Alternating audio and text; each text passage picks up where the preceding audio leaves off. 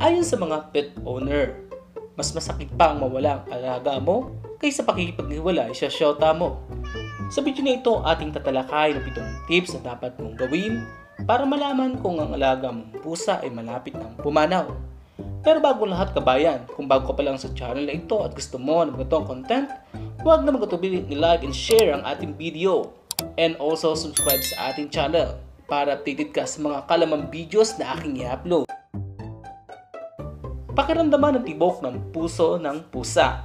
Ang isang mababang rate ng puso ay isang palatandaan na ang pusa ay humina at malapit ng mamatay. Ang rate ng puso ng isang malusog na pusa ay nasa pagitan ng 140 hanggang 220 na beats bawat minuto.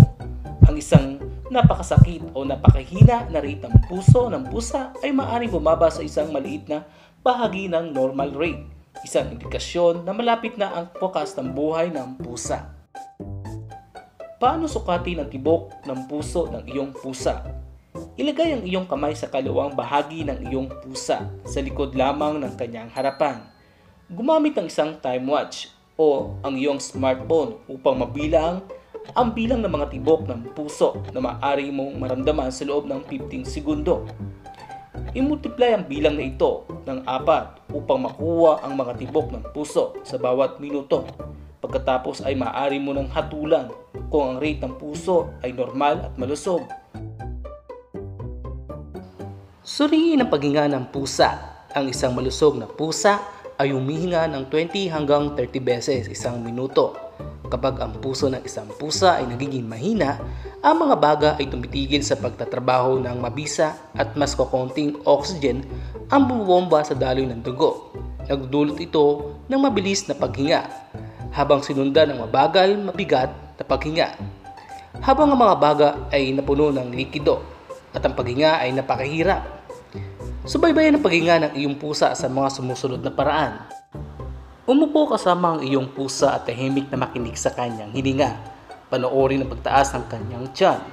Gumamit ng isang time watch o iyong smartphone upang mabilang kung ilang mga paghinga ang kinakailangan sa loob ng 60 segundo. Kung siya yung humihinga ng medyo mabilis at mabigat o kung humihinga siya ng kaunti, kung kaya't malapit na siya sa wakas. Sukatin ang temperatura ng pusa. Ang temperatura ng katawan ng isang malusog na pusa ay nasa pagitan ng 37.8 at 39.4 degrees Celsius. Ang isang pusa na malapit ng mamatay ay magkakaroon ng mas mababang temperatura ng katawan. Kapag ang puso ay humina, ang temperatura ng katawan ay bumababa sa 37.8 degrees Celsius. Maaari mong masukat ang temperatura ng iyong pusa sa mga sumusunod na paraan. Gumamit ng thermometer. Kung mayroon kang isang pen thermometer, sukatin ang temperatura sa tenga ng pusa. Kung hindi, maaari kang gumamit ng isang digital na rectal thermometer upang masukat ang temperatura ng mga alagang hayop. Itakda ang thermometer, malumanay na itulak ito sa tumbong ng pusa at maghintay hanggang sa mag-beep at mabasa mo ang temperatura. Kung wala kang thermometer, pakiramdaman ang pulse ng mga pusa.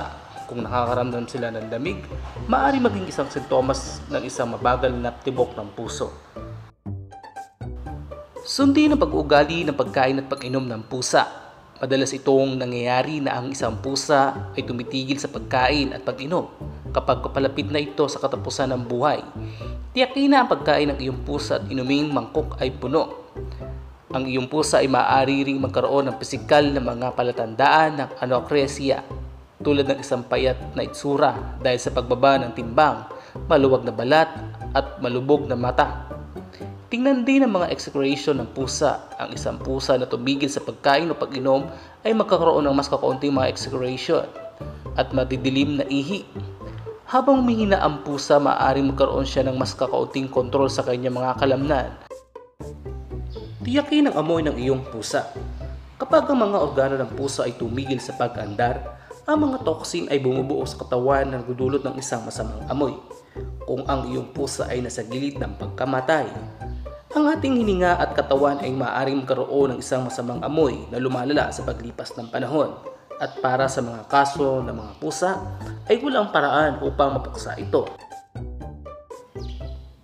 Pansinin kung ang pusa ay naghahanap ng kalungkutan.